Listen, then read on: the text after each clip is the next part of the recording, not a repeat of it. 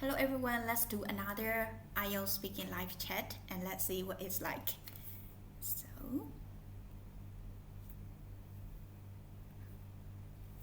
Good morning. Can I have your full name, please? okay, my name is Tumumo Kim, but you can call me Momo. Thank you, Momo. Now, do you work or are you a student? Well, I study and work at the same time. Right now, I am thinking about applying for a master degree somewhere in Europe, but at the same time, I work as an IELTS instructor. I see. And what do you enjoy most about your work as an IELTS instructor? Well, I have to plan student center lessons, and I love that part the most because it I have to do a lot of thinking, and I also have to put myself in the shoe of my students, and that helped me better understand my student and achieve their target band scores. And another thing that I love about my job is that whenever I see their progress or see them achieve their uh, highest potential band score, I feel a sense of achievement. So yeah, those are the reasons why I enjoy my job.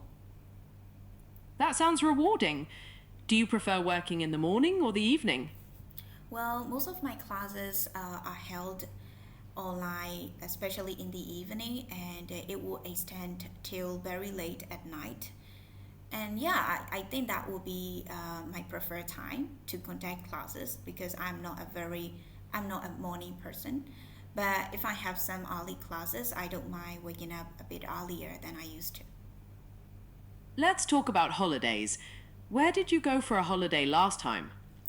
Well, 2 months ago, I visited an Asian town near my apartment. It was only a 20 minutes drive from me. The name of the town is like Huiyan. I hadn't expected to see much there, but it exceeded my expectation. The town is wonderful because I got to see a lot of traditional houses with amazing culture. Yeah. Do you prefer traveling alone or with others?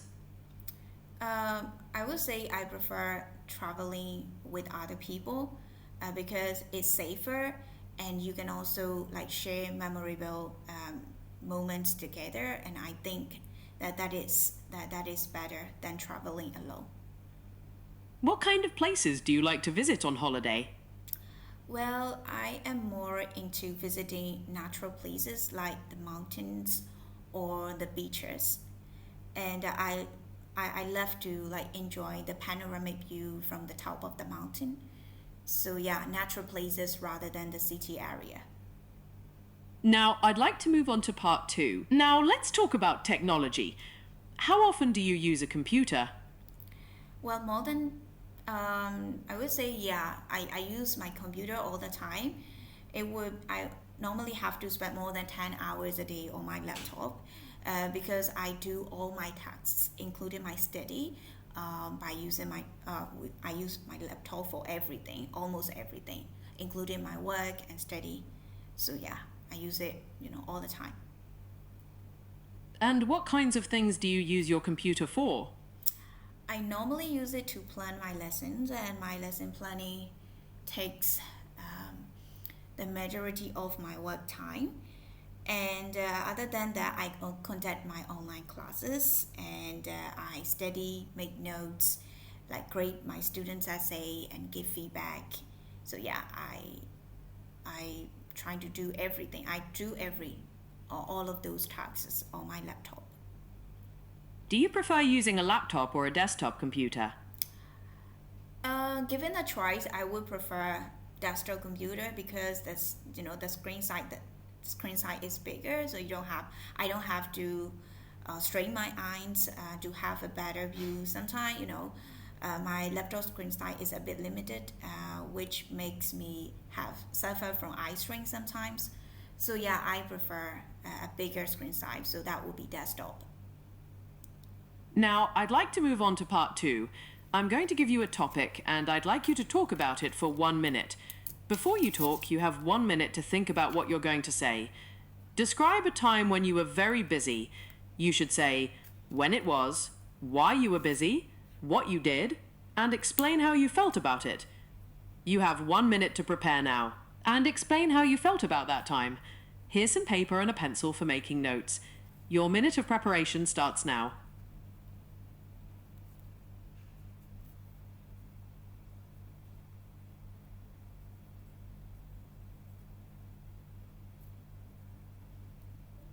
Prep time over.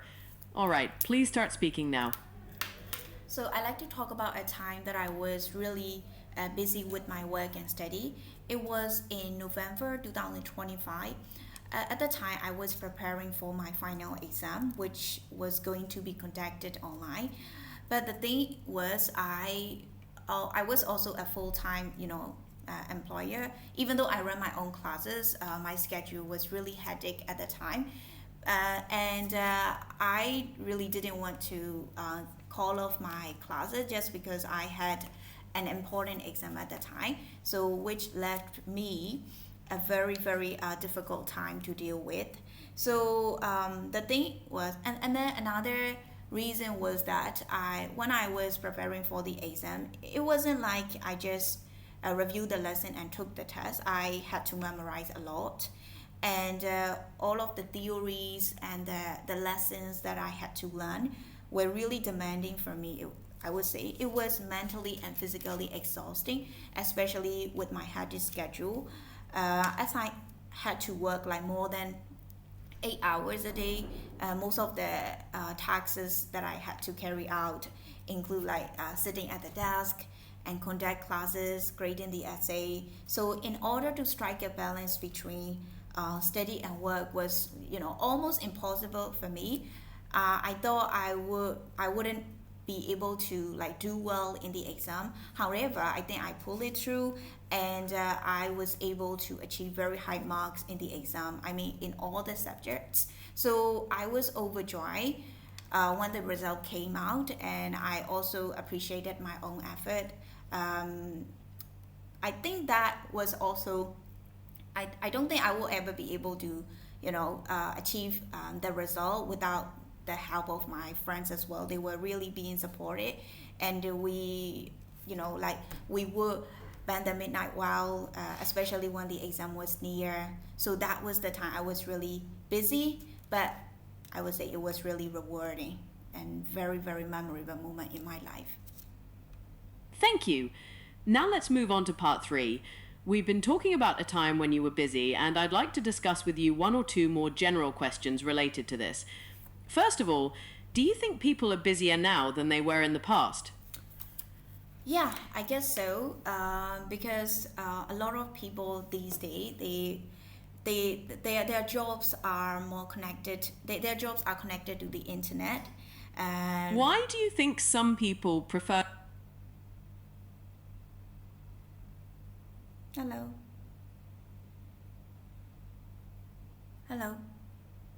Why do you think some people prefer to travel alone? Maybe because they love the feeling of their own solitude, they enjoy their own company. And another reason might be that they don't bother planning the trips together with other people, because when you travel with other people, you have to like reach a compromise when it comes to choosing the accommodation or spending how much time you want to spend in a particular tourist destination area. So by traveling alone eliminates all those hassle, and I think that's really you can have more freedom if you travel alone. I think these are the reasons why people prefer traveling alone. How might traveling alone differ from traveling with friends?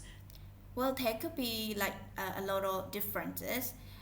Obviously, the first one is that you will get more freedom, like I mentioned before, because you don't have to negotiate with other people, and you don't have to argue with others, especially when you have different preferences.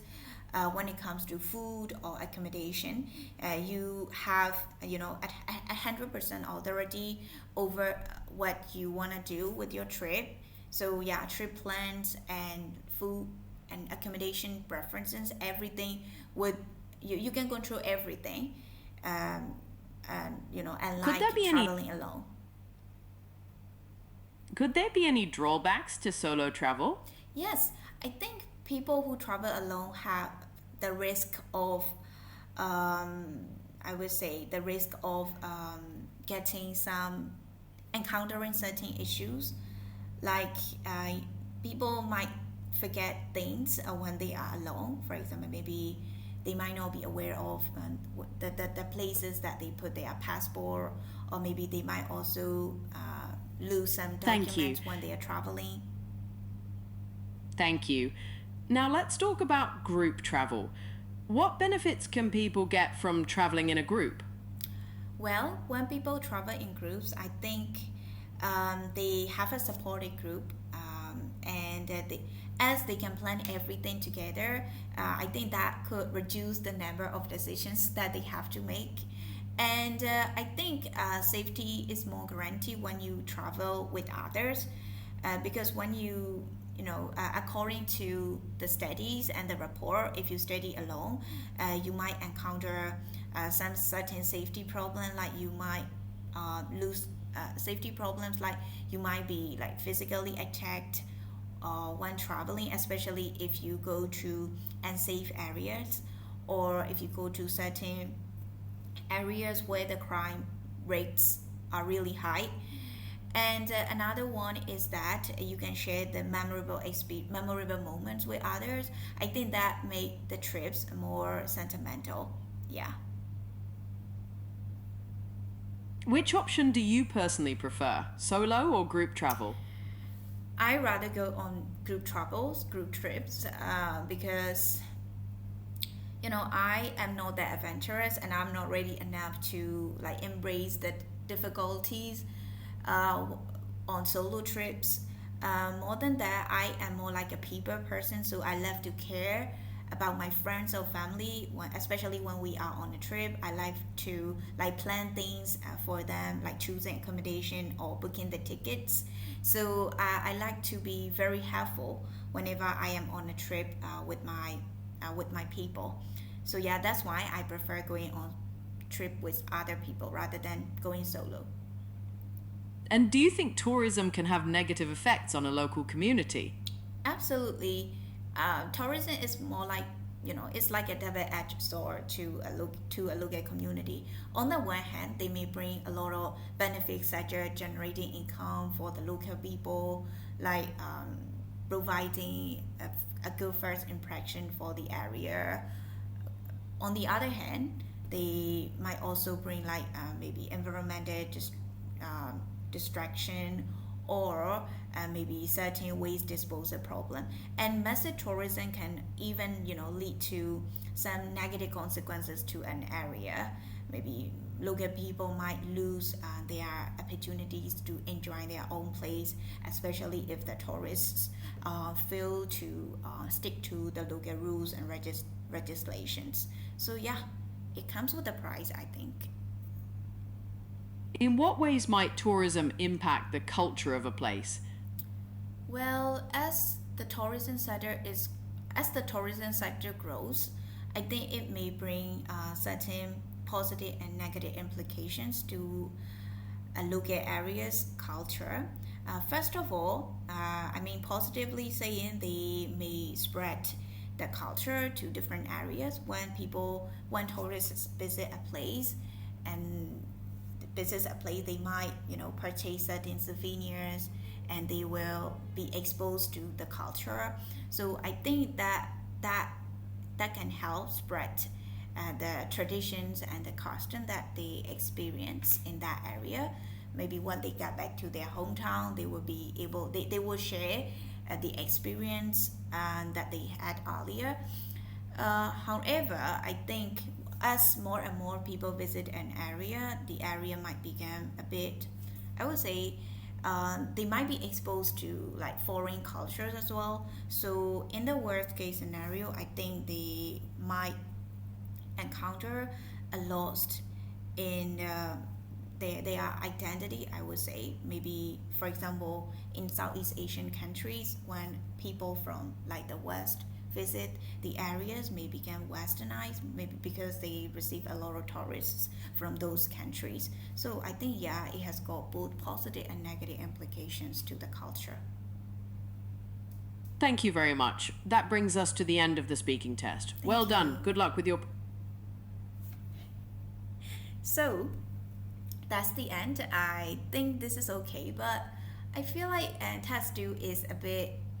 I think I should be given 1 minute, one full minute, and anything else. And after part 2, normally we have got like 1 to 2 follow-up question, and I think the question that I was asked in part 2 is a little bit weird, I guess. So now we can see the score for each of the criteria here. But in the real exam, like if fluency is A and the rest of the criteria show 7, I don't think it would be 7.5. It would just be 7. And we can see the transcript here, so it's good. So no more error. Okay, because I keep myself unmuted all the time. So all in all, I think this is a great experience, and you can also make use of this live test. That's going to be really, really helpful for your IELTS speaking test preparation.